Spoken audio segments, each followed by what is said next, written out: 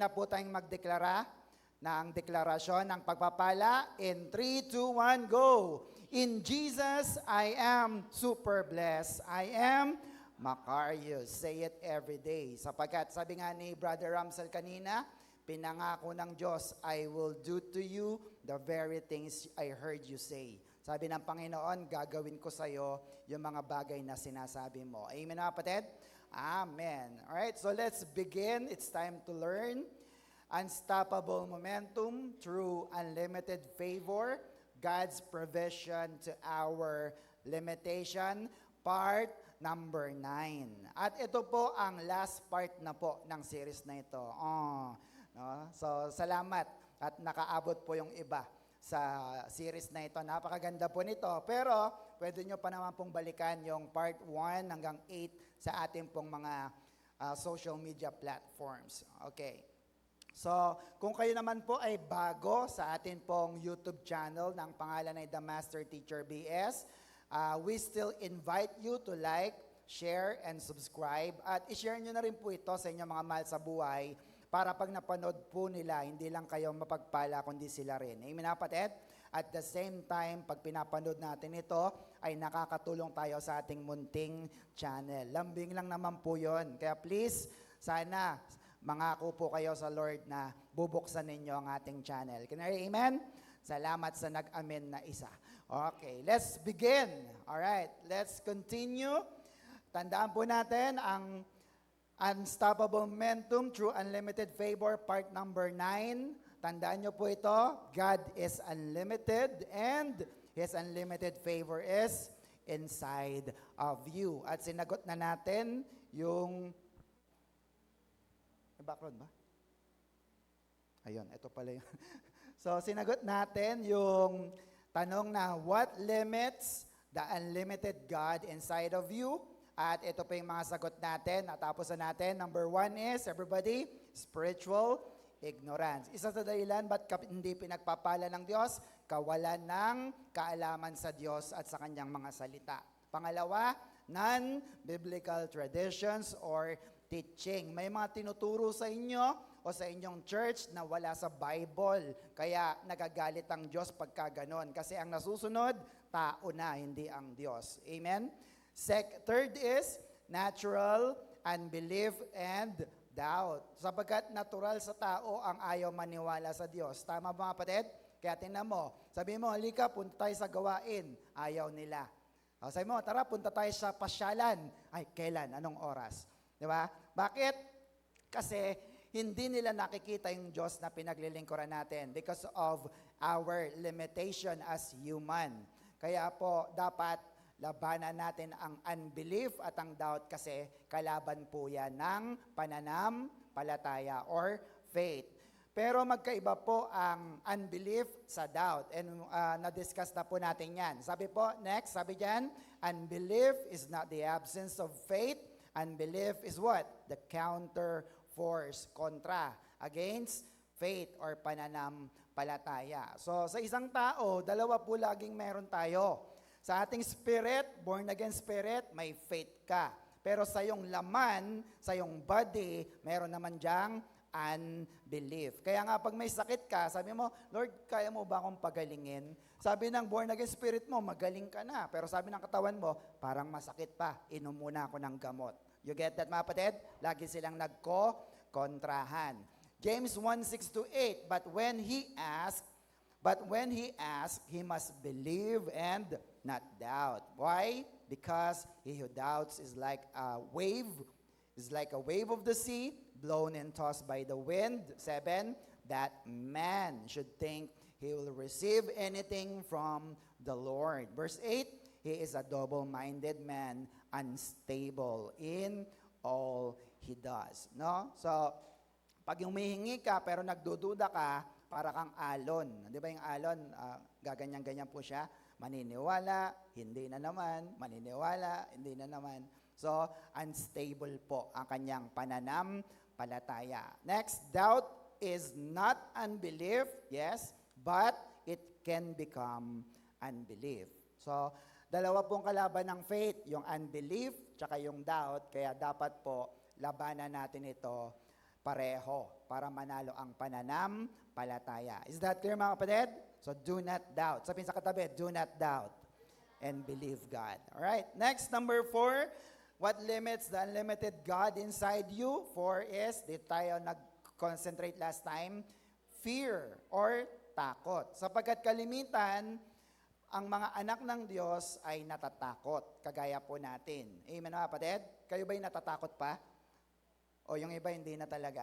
No? So, kung natatakot ka, normal lang po iyan. Kaya lang, dapat mong paglabanan. Kagaya po ni Job, next, sa Job chapter 3, verse 25 to 26, sabi niya, everything I fear and dreaded, mga pangamba niya, comes true. 26, I have no peace, no rest, and my trouble never ends. No? So, lumabas din sa bibig ni Job, no? Nasabi rin niya yung mga bagay na kinakatakutan niya. Sabi niya, everything I fear and dreaded, nagkatotoo na nga. Tandaan po natin, next, binabantayan ni Satanas ang iyong mga sinasabi. Maliwanag po ba yun, kapatid? Naririnig niya. Pag sinabi mong malas, malas pala ha. Sinabi mong, nako, hindi na ako aasenso, ay talagang hindi ka aasenso. Pag sinabi mong, kung may sakit ako rito, magkakasakit ka nga. Tama mga kapatid? Kasi binabantayan ito ni Satanas. Pero sabi po ng Bible, Proverbs 18:21, what you say can preserve life or destroy it. So, anong sabi? You must accept the consequences of your words. Words are very powerful. No? Same as yung declaration mo. Yung 10 taon mong sinasabi, in Jesus I am super blessed, I am Macarius, may nangyayari dyan. Yung prayers mo, may nangyayari dyan. Yung mga word of God na naririnig mo, may nangyayari dyan. Amen na kapatid? Kaya huwag mo sabihin na malas, magkakasakit ako, hindi ako makakatapos, kawawa naman ako. Yun talaga ang mangyayari sa iyo. Look at that. What you say can preserve your life or destroys your life. Amen na kapatid? So last time, very important lesson. Ito, natutunan ko rin to sa buhay ko. Look at that. Everybody say it. Never say what you fear the most. Sa Tagalog, wag na wag mong sasabihin yung mga bagay na kinakatakutan mo. Pag sinabi mo na, wala nang pag-asa. Nako, ibig sabihin po nun, pag sinabi mo na yon, dead end na at wala na talagang magagawa. Bakit? What you fear the most reveals where you trust God the least. No? Pag sinasabi mo yung mga bagay na kinakatakutan mo, yun yung mga bagay na hindi ka nagtitiwala sa Diyos. You get that mga kapatid? Takot ka bang mawala ng pera? Ako, wala akong pera. Natatakot ka bang mawala ng pera? Ibig sabihin, hindi ka nagtitiwala ng Diyos mo pala'y mayaman. Amen? Natatakot ka ba na ikaw ay magkasakit? Natatakot ka pa ba? Siyempre, huwag ka namang maghanap ng sakit, di ba? Pero kung magkasakit ka, ibig sabihin, kung natatakot ka, hindi ka nagtitiwala ng Diyos mo ay mahusay na doktor at nagpapagaling ng matitinding sakit. Amen na, kapatid? Natatakot ka bang mamatay? Hello? Ibig sabihin, wala kang tiwala sa Diyos na binigyan ka na pala niya ng buhay na walang hanggan. Therefore, what is the antidote to fear? Everybody, declare your faith. Say what you believe. No? Halimbawa, pag may nakapaka dito, nako, bukol to ah. Wala to, in Jesus' name, lumayas ka. Di ba, no? Kaya sabihin, nako, cancer na ata ito. At kung lumabas nga sa bibig mo, yung mga takot na yan, nagkakatotoo rin po yan. So instead, look at that. Declare your faith and say what you believe. Can you hear, amen? Tandaan nyo ang verse na ito, panghawakan nyo. 2 Corinthians 4:13, it is written in the scriptures, look at that. I believe, so I spoke. Our faith is like this. Naniniwala ka ba sa Diyos? Look at that. So we believe and so we speak. Kung naniniwala ka, huwag mong itikom ang bibig mo. Naniniwala ka na rin lang, sabihin mo, magaling na ako, mayaman na ako, makakatapos ako, at may magandang buhay ako dahil sa ating Panginoong Kristo. Shout, Amen! Hebrews 13:6, let us be bold and then say, sabihin mo, alin? The Lord is my helper. Tutulungan ako ng Diyos. I will not be afraid. What can anyone do to me? No? Ginigipit ka man sa trabaho, no? Pinag-iinitan ka, o kaya sa eskwelahan, nangongulelat ka, no? O kaya kung sa iyong pamilya, ikaw na laging nakikita. Look at that. The Lord is my helper. Tutulungan ako ng Diyos. Bakit ako matatakot? Ano ang kayang gawin ng tao sa akin? May magagawa ba ang tao? Wala. Kasi hawak ka ng Diyos. Can I hear amen? Again, Proverbs 18:21. What you say can mean life or death. Those who speak with care will be what? Rewarded. No? Death and life lang ang lalabas sa bibig mo. Kaya kung anong sasabihin mo, yun ang iyong reward. So, isipin mo ito. Words are powerful, so declare God's word or promises. At ang bawat nilikha sa salita ay apektado rin sa salita. Tayo ba'y nilikha ng Diyos sa pamamagitan ng salita? Amen, no? Sinabi rin niya na tayo po ay magkaroon ng tao, pero hindi lang yon, dumampot pa siya ng clay, ng lupa, at hinubog niya mismo ang tao sa kanyang kamay. Ngayon, dahil tayo ay nilikha din ng Diyos sa salita, ayon po sa isang research ng isang Japanese scientist na si Masaru Emoto, tingnan niyo po yan. Pag positive words daw ang sinasabi mo dun sa tubig na kanyang ginawang experiment, look at the pattern ng mga molecules niya nung sinilip niya sa microscope. Pag sinabi niyang love, tingnan niyo po yung nangyari doon sa molecules. Ano nangyari? Maganda po ba? Maganda yung itsura, di ba? Pero pag negative naman ang sinabi niya, halimbawa ay, I hate you, no? Pangit mo, di ba? O, tingnan niyo yung nangyari sa molecules. Ang pangit din ang nangyayari. Anong ibig sabihin? Kung yung mga salita na binibigkas nitong scientist na to, umi-epekto sa tubig, man is made up of 70% water. Tama mga kapatid? At kung tayo gawa sa tubig, ano mang sabihin mo sa kapwa mo, ano mang sabihin mo sa sarili mo, nagkakaroon ng epekto. Amen mga kapatid? Kaya pag sinabi mong, malas ata ako ay ba, malas ka talaga. So sumasagot yung mga tubig sa katawan mo. Are you with me mga kapatid? Amen po ba? So ibig sabihin naman, dahil ikaw nga'y nagsasalita ng positibo, ibig sabihin pala, hindi sayang yung pagpe-pray mo kada Wednesday. Palapakan naman natin ating Diyos na buhay. Yung mga pag-load mo rito, yung mga pag-iyak-iyak mo, yung mga pagsusulat mong yan, hindi yan nasasayang sapagkat lahat ng yan ay mga salita ng Diyos na umaapekto sa ating mga buhay. Shout, Amen. Palakpakan natin ang ating Diyos na buhay.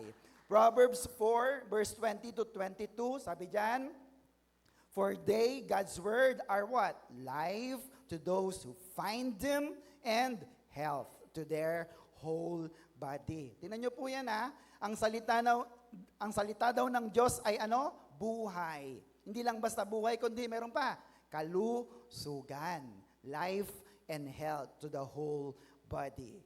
Amen? So, therefore, next, you have to speak faith-filled words. No? Magsalita ka ng mga salita na mayroong kasamang pananampalataya. Bakit? Because by saying what you believe, that builds your faith. Amen na kapatid? Halimbawa, pag may sakit ka, masakit ng ulo mo. Sabi mo, sakit ng ulo, umalis ka sa katawan ko, in Jesus' name. Aba? Nung una, waipik ka. Okay, sa susunod ulit.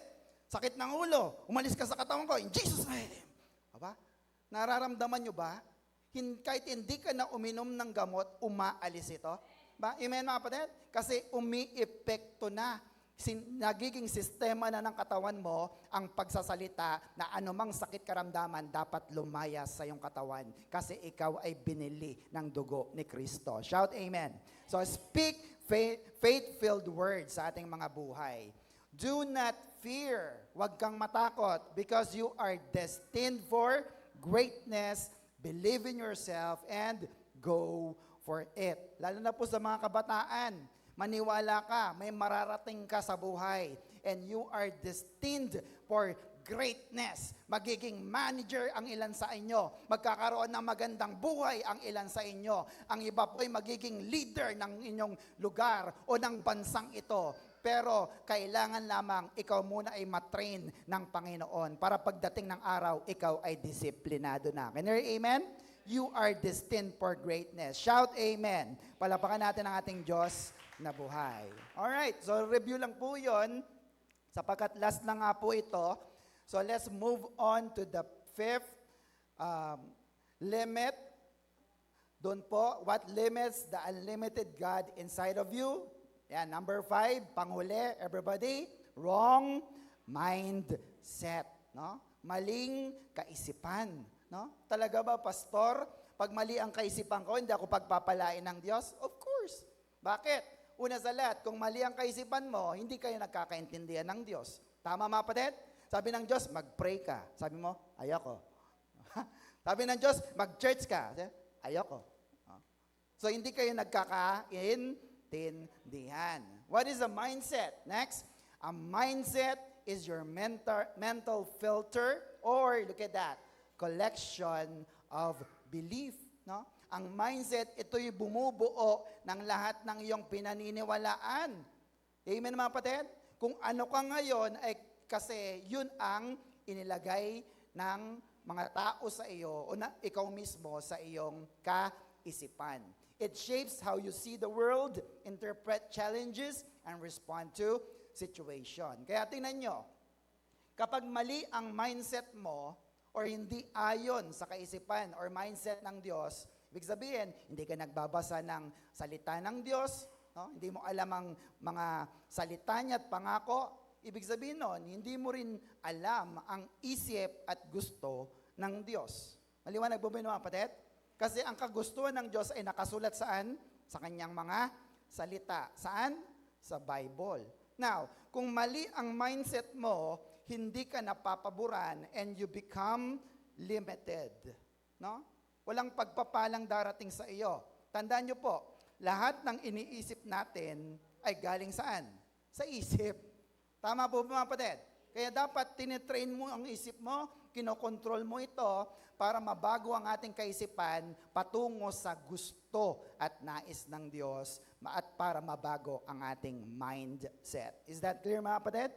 Amen. Sabi dyan, next, our mind is so powerful.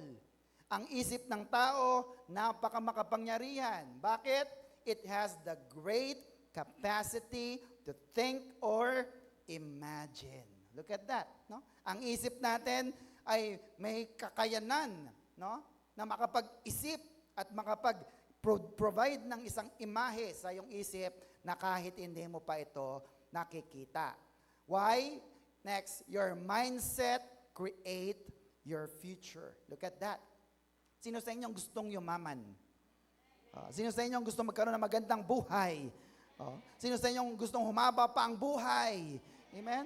Look at that, mindset. Iset mo ang isip mo na ang buhay mo ay pinagpala na ng Panginoon. Why? You cannot live a positive life with a negative mind. Is that clear mga kapatid? Amen po ba? Puro negatibong binalagay mo sa isip mo. Pag nag-browse ka ng Facebook mo, gusto mo lang yung nakakatawa lagi. Pag prayer na, skip. O kaya pag word of God, skip. Pero pag mga sumasayaw-sayaw, nakakatuwa. Tapos mga joke, yung mga old na mga pelikula ni Tito Vic and Joey, tawa ka ng tawa. No? If negative ang pinapasok mo, hindi magiging positibo ang resulta ng iyong buhay. Is that clear mga kapatid? Let's make a drill. Now, gawa tayo ng isang exercise ngayon. So, please i-close nyo yung inyong mga mata. Yan. Sara nyo yung mga mata, saglit lang. Pero huwag kayo matutulog sige. Habang nakapikit ang mata mo, isipin mo ang magandang buhay na meron ka. Yan. Nakita mo na ba yung magandang buhay mo? Yan. Isipin mo lang kung nasaan ka ngayon, no? Ano yung mga gamit na meron ka, sino yung mga kasama mo, no? Masaya ba yung ganyang buhay? Yan ba yung gusto mong buhay? Yan ba yung gusto mo para sa pamilya mo? Sige, dilat na. Baka matuloy ang pagtulog. Amen na kapatid? Look at the picture. May mga na-picture out ba kayo sa mga picture na pinakita ko? Living a good life. Lord, parang gusto ko rin yung ganyan na Habang nagtatrabaho ko, kaharap na lang ng beach, tapos may magandang breakfast at tatawag na lang ako sa opisina. Kumustang delivery? Okay ba? Diba? Amen mga kapatid? So saan yun nagsimula? Sa iyong kaisipan. Why? Next, our mindset can lead us to place we have never been. Kaya kang dalhin ng isip mo sa lugar, no, na hindi mo pa napupuntahan. Kaya ngayon, sabi mo, wala akong mararating. Hindi yan totoo. Hindi mo pa iniisip eh. Pero kung inisip mo na magiging engineer ka, maging mahusay ka, maging businessman ka, ikaw ay magkaroon ng magandang future, brothers and sisters, yan ang patutunguhan ng iyong buhay. Dadalhin ka ng kaisipan na yan. Ganyan, amen? Amen po mga kapatid? Amen. Kaya nga yung iba, kahit hindi na natutulog, okay lang eh. Kasi ang pagod nasa isip lang yan. Hindi, trabaho. Tama mga kapatid? Kasi para sa pangarap at matupad ang pangarap. Are you with me mga kapatid? Amen. So, question, do you believe in heaven? Naniniwala ba kayo sa langit? Naisip nyo na ba na kayo'y nakapunta sa langit? Naaninag nyo na ba kung anong tsura ng langit? O yung nakita nyo, yung mga puti-puting ulap na yan. Yan ang langit, pastor, di ba?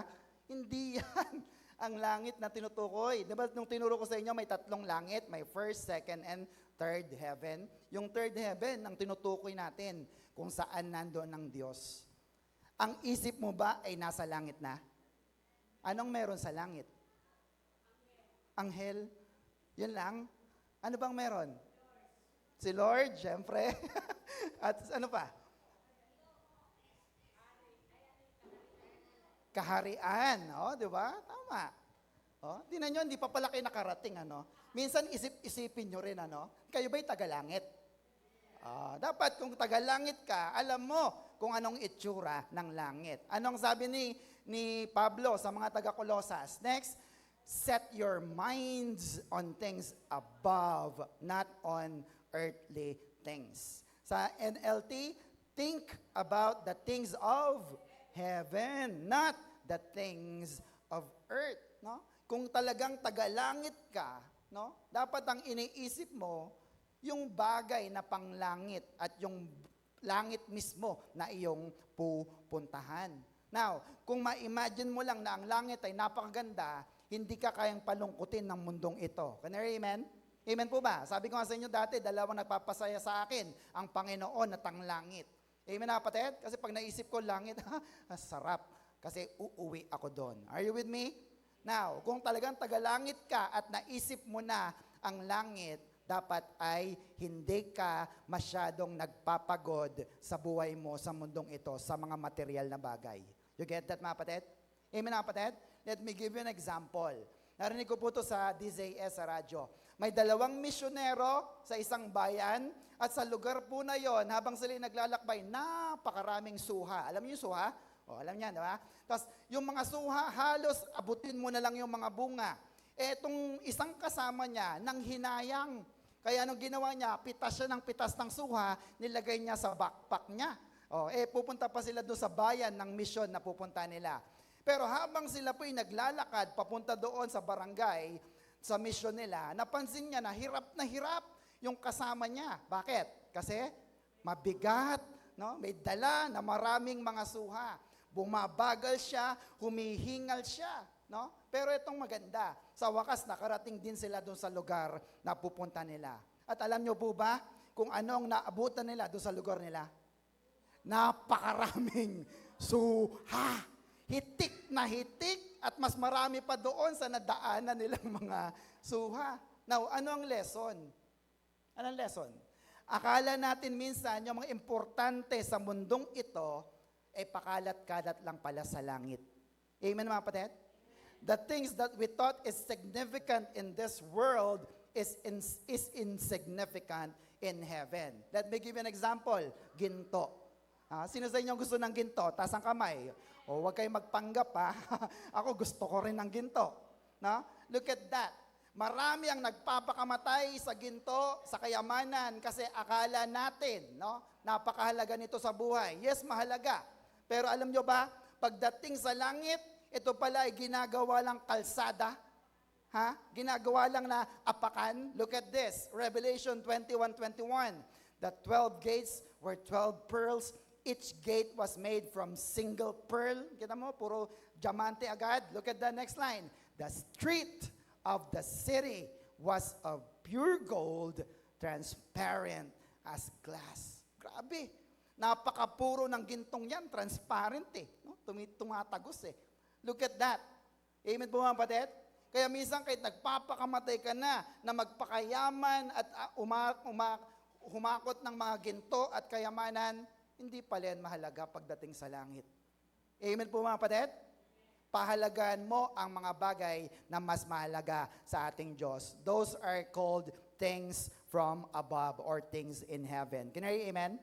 Amen po ba?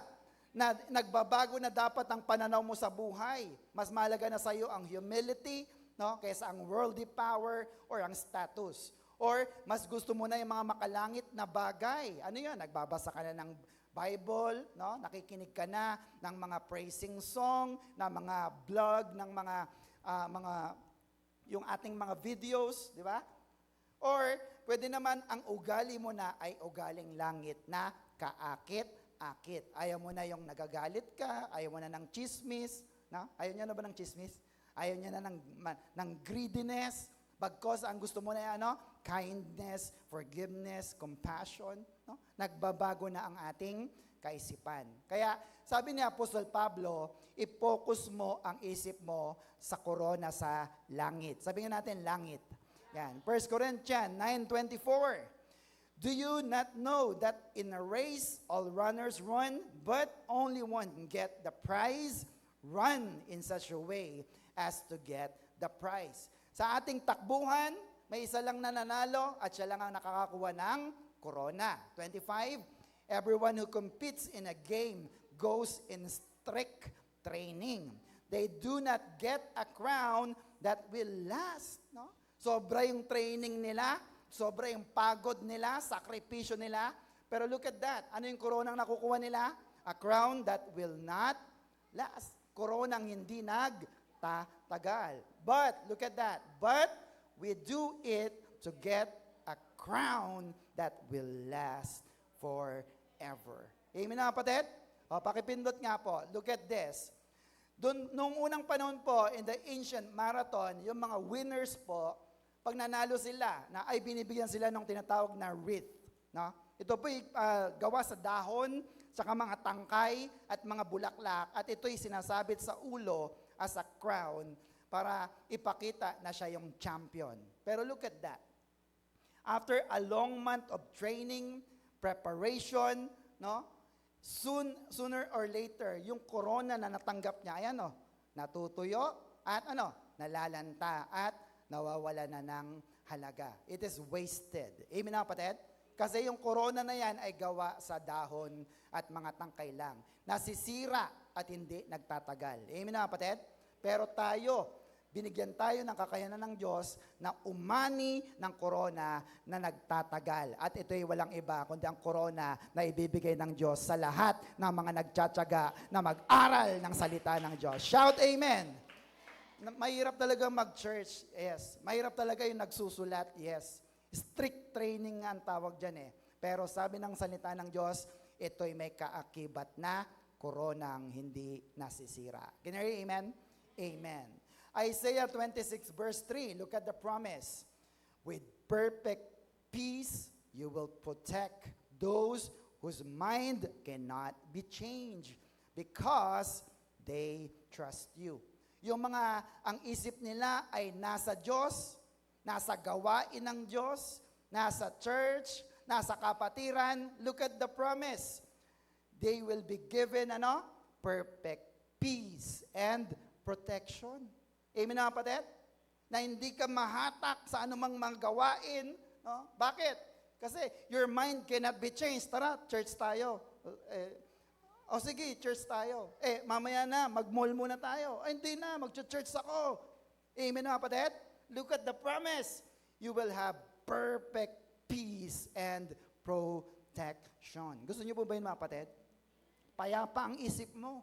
Iniingatan ka ng Diyos. Bakit? Kasi inuuna mo ang Diyos at ang kanyang gawain. Is that clear, mga kapatid? However, if your minds are far from God, you worry. Yun ang totoo. Tama ba, mga kapatid? Nung ikaw ay naging Christian ba, mas gumulo ang buhay mo?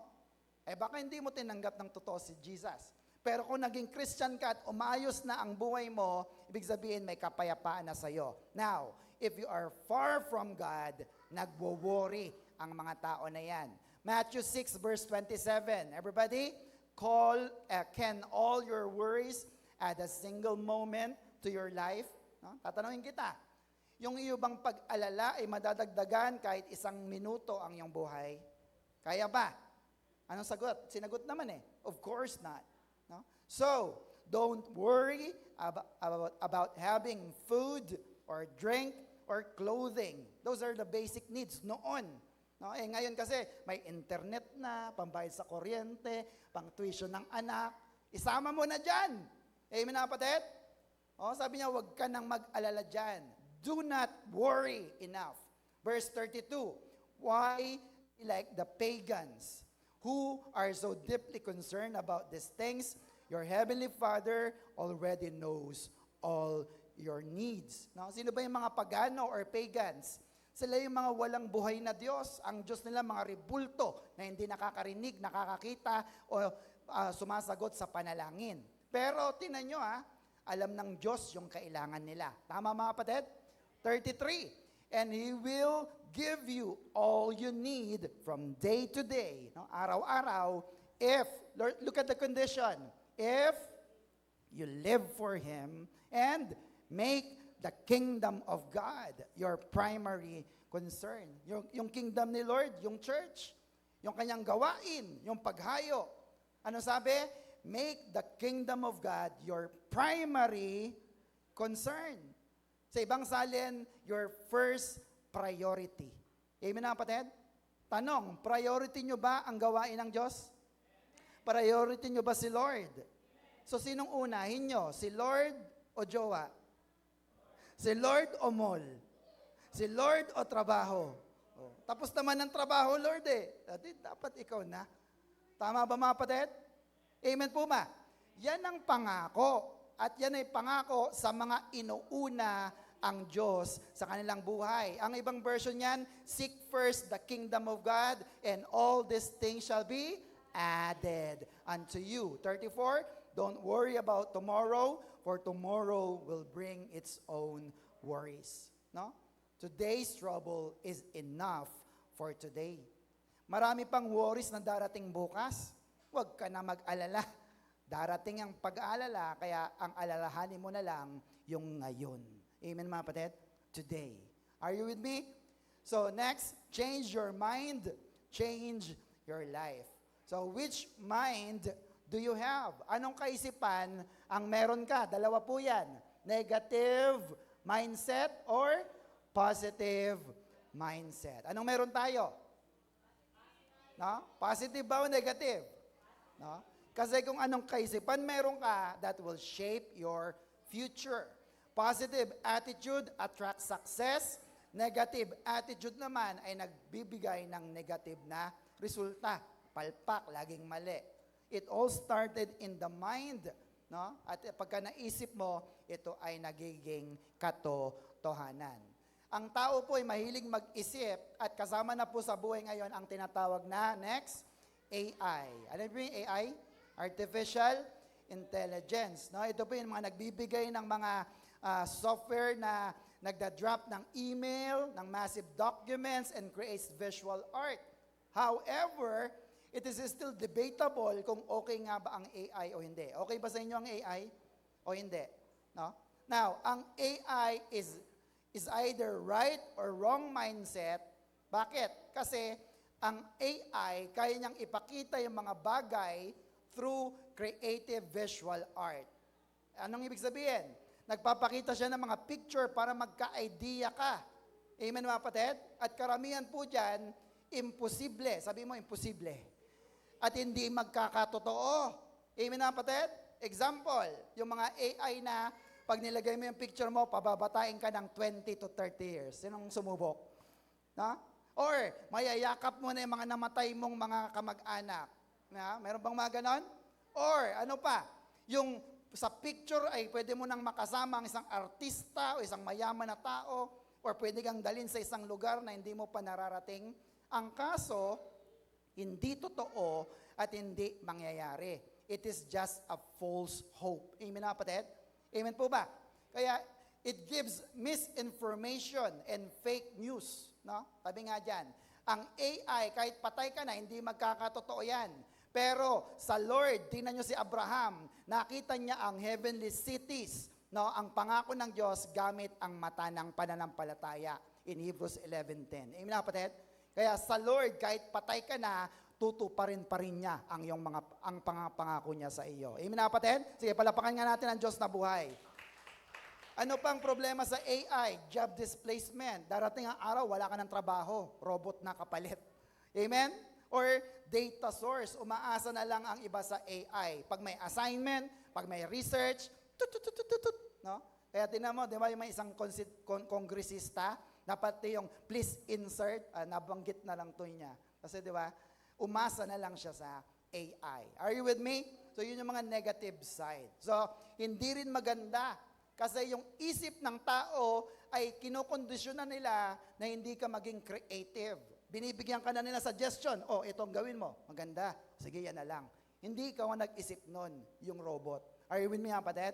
Amen. However, tayong mga anak ng Diyos ay binigyan ng Diyos ng kakayanan na makita ang mga bagay kahit hindi po pa nakikita. And we call that next, the sixth sense or faith, pananampalataya. Ang faith, pwede mong makita yung mga bagay na hindi mo pa nakikita. Amen, kapatid? At yung mga bagay na yan, kahit hindi mo pa nakikita, pwedeng magkatotoo. Bakit? Ang ginagamit mo ay mata ng pananampalataya. Hebrews 11:1. Look at this. What is faith? It is the confident assurance that what we hope for is going to happen. It is the evidence of things we cannot yet see. No? Kahit hindi mo pa nakikita, may ebidensya na ito ay mapapa sa iyo. Mas maganda ang faith kaysa sa AI. Amen na kapatid? Amen. Now, next, conceive it in your mind because what consumes your mind controls your life. Totoo po yan. Ano yung lagi mong iniisip? Yun ang lagi mong ginagawa at pinapangarap. Amen na kapatid? Amen po ba? Halimbawa, iniisip mo ba ang iyong graduation day sa mga nag-aaral? Iniisip mo ba hawak mo na diploma mo? No? So anong ginagawa mo? Ikaw ay nag-aaral mabuti. Tama mga kapatid? O nagbubulakbol? Huwag mo na isipin yung diploma mo kung ganon. Amen na kapatid? What consumes your mind controls your life. Sino sa inyo nag-iisip ng kanyang dream house? Dream car? Di ba? Anong ginagawa mo? Kayod. Di ba? Your biggest dream, name it. No? Meron ka bang pangarap sa buhay? Yung church, inisip mo ba na ito yung magiging mega church? Ikaw ba inisip mo magiging pastor ka? Or pastora? Walang sumagot. Hindi niya iniisip yon. Okay lang. Yung kalagayan, inisip mo bang you are healed in Christ? Magaling ka na kay Kristo? Inisip mo bang ikaw ay Macarius? Yung tipong pag namimili ka, forget about the price tag. Anong ibig sabihin nun? Sige, bilhin lang. Kunin mo na. Huwag mo nang tignan yung presyo. Babayaran ko yan. Amen? Macarius life po yon. Super blessed. At pasado ka na sa exam or interview sa trabaho. Inisip mo ba yon? May maganda kang trabaho? Now, what consumes your mind controls your life. Kawikaan 23, verse 7, sapagkat kung ano ang iniisip niya sa loob niya, ay ganun siya. Anong nasa isip mo? Yon ang mangyayari sa iyo. Can you hear amen? That's why we need to renew our mind. Sapagkat ang lingwahe ng Diyos ay Bible. Kung hindi mo binabasa ang Biblia, ano mangyayari? Hindi tayo magkakaintindihan sa Diyos. Amen? Halimbawa, isang Bisaya, tapos isang Kapampangan, purong Bisaya at Kapampangan, nag-usap, magkakaintindihan ba sila? Hindi, no? Bakit? Kasi magkaiba sila ng salita or lingwahe. So sabi ng Diyos, change the way you think. Romans 12:2, yan. Don't become like people of this world. Instead, look at that. Change the way you think, then you will always be able to determine or know what God really wants. Anong gusto ng Diyos? What is good, pleasing, and perfect. No? Sabi yan, change the way you think. Then, malalaman mo yung mga gusto ng Diyos sa iyo. Amen na, kapatid? Amen po ba? So, nagkakasundo na kayo ng Diyos. Ever wonder? Tingnan nyo. Kaya kulang ang commitment mo sa ministry. No? Kasi, hindi ka nagbabasa ng Bible. Or, nakikinig ka lang kay pastor, pero mamaya, wala na rin ang iyong napakinggan. Kailangan mong maging malalim sa salita ng Diyos sapagkat ang salita ng Diyos ang lingwahe ng Diyos. Amen na, kapatid? Kung gusto mong maintindihan ng Diyos at ang kanyang salita, mag-aral tayo ng Biblia. Can you hear amen? Next, you need to see yourself in the eyes of faith. Look at the illustration. No? Okay, gano'n na lang. Huwag na doon na. Next time, Okay. Look at this. Tingnan niyo po yung borderline ng faith tsaka ng foolishness. Yung sira ulo, yung kahangalan, at yung pananampalataya, gabuhok lang po ang pagitan. Amen na, kapatid? Kaya, kung ikaw ay nananampalataya, pero wala kang salita ng Diyos na pinangahawakan, sabi mo, magaling na ako. Sabi ng Diyos, saan nakasulat? Basta nandyan yan, Lord. No? Ang tawag doon ay foolishness na. Kasi hindi mo alam ang iyong pinananampalatayanan. Amen na, kapatid? Pero kung alam mo na ang iyong pinananampalatayanan ay may basihan nakasulat sa salita ng Diyos, pananampalataya yan. At ang iyong pananampalataya ay sasakyan at gagawin ng Diyos sa iyong buhay. Shout amen! O, kaya sabi ng iba, sira ulo na si kumare, si brother. Bakit? Kasi hindi nila nakikita yung mga bagay na nakikita ng mata ng pananampalataya. Ephesians 1:3, how we praise God, the Father of our Lord Jesus Christ, who has blessed us with every spiritual blessing in the heavenly realm because we belong to Christ Jesus. No? Yung spiritual na blessing, it is eternal. Hindi yan nauubos, hindi nasisira. Halimbawa, divine healing, no? Kagalingan, abundance and prosperity. Yung mga pera ng mga anak ng Diyos, hindi yan basta nauubos kasi protektado yan ng Diyos. Can you hear amen? Amen po mga kapatid. Yung Macarius life, your peaceful life, ibinibigay ng Diyos yan. Na minsan kahit wala ka ng hawak na pera, masaya ka pa rin kasi pinapasaya ka ng Diyos. Can you hear amen? Shout amen! Palapakan natin ng Diyos. Ang sakit at karamdaman, hindi yan kalooban ng Diyos. Tama mga kapatid?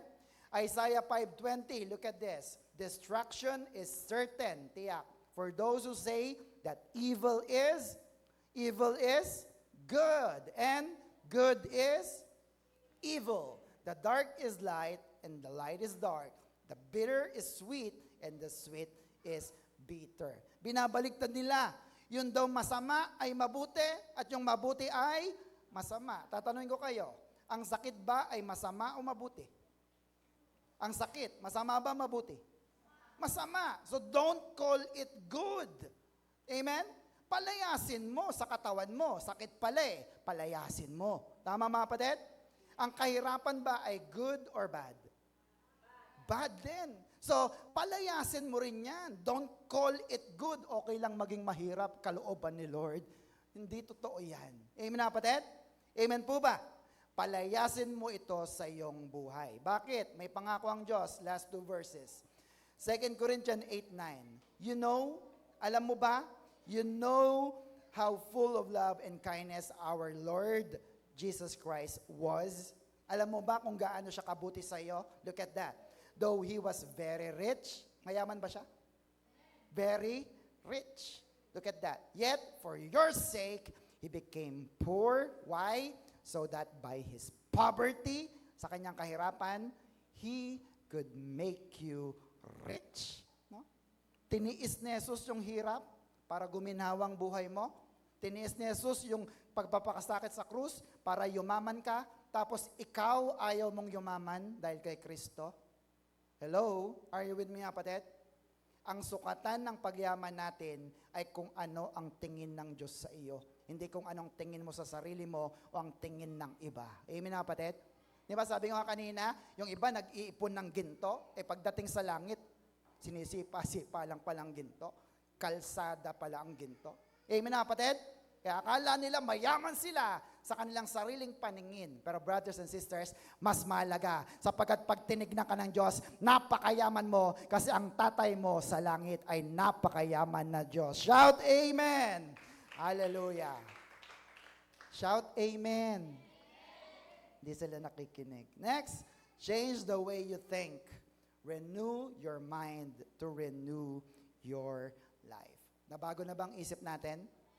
Pag Wednesday ba, atin kayo lagi? Alternate lang, pastor. Sobra namang lagi. Nabago na bang isip? Dapat lagi. Sabi sa katabi, dapat lagi. Ayan, nasabi mo na.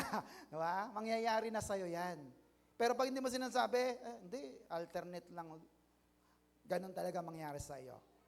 Ano ka, blessed o super blessed? Ikaw ang magde-decide. Therefore, next, speak blessing over yourself. Amen? Sabi mo, blessed ako, super blessed ako. Speak blessing over your future. Amen? Makakatapos ako, maganda ng trabaho nilagay ni Lord sa akin. Amen?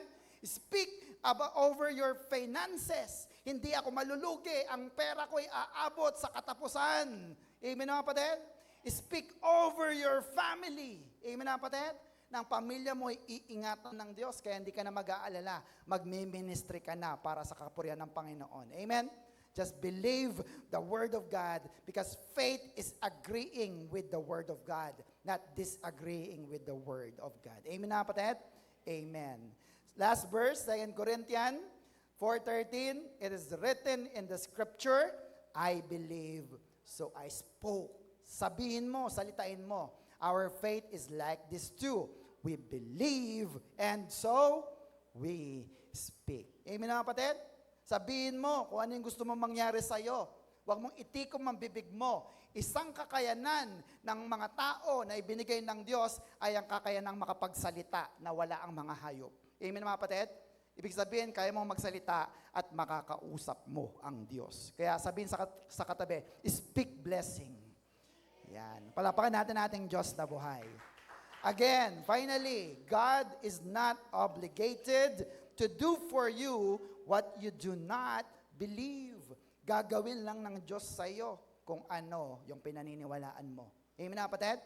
Kung hindi ka naniniwalang magaling ka na, walang magagawa ang Diyos. Kung hindi ka naniniwalang maganda ang future mo, walang magagawa ang Diyos. Amen na kapatid? Pero kung naniniwala ka na ikaw ay super blessed, brothers and sisters, ikaw nga ay pinagpala na ng Diyos. Shout Amen! Hallelujah! So, may natutunan po ba kayo? So finally, let's have a quick recap sa ating natutunan for today. What limits the unlimited God inside of you? Upo ng maayos. Number 1, everybody, spiritual ignorance. Number 2, non-biblical traditions and teachings. Number 3, natural unbelief plus doubt. 4, fear. And number 5, wrong mindset. Yan, ang dami nating natutunan. Sana, pag naisip niyan, ba't kaya hindi ako pinagpapala? 1, 2, 3, 4, ito pala. Tama mga kapatid? What is our Macarius Challenge, everybody? Change your mindset into a life filled with unlimited favor. Isa pa nga po, change your mindset into a life with unlimited favor. Amen? Tayo po tayong lahat. Alisin mo yung poor mentality. Alisin mo yung hindi ka mayaman. Mayaman ka. Amen? Amen po ba? Kasi mayaman ang tatay natin sa langit. Speak blessing over your future. Speak blessing over your family. Speak blessing over your finances. Speak blessing over yourself. Pagpalain mo ang sarili mo, Lord, I am super blessed. I am super blessed. Walang makakanakaw nito sa akin. At kung ano ang sinabi mo, yun ang gagawin sa iyo ng Diyos. Amen, mga kapatid? Shall we pray? Father God, we're so thankful that tonight you have given us another pointers, Lord, para maging aware kami kung bakit hindi kami napagpapala ng unlimited na Diyos na meron kami. And that is our wrong mindset. Panginoon, baguhin mo po ang aming mga kaisipan patungo sa iyong kaisipan that we may have the mind of Christ. Lord, patuloy mo po na hubugin ayon sa iyong naisin ang lahat ng aming mga kagustuhan. Yes, Lord, marami kaming sakripisyo, marami kaming mga bagay na tatalikuran, pero naniniwala kami, it's worth it. Because many times, not just sometimes, many times, the things that we think is important in this world is not important in heaven. Panginoon, ang iyong salita ay napakahalaga sa iyo at sa iyong mga anak.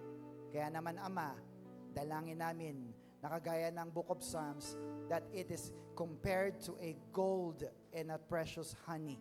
Panginoon, salamat po, sapagkat ito nagbibigay sa amin ng kayamanan at ng kalusugan. Salamat po sa iyong mga salita na aming narinig.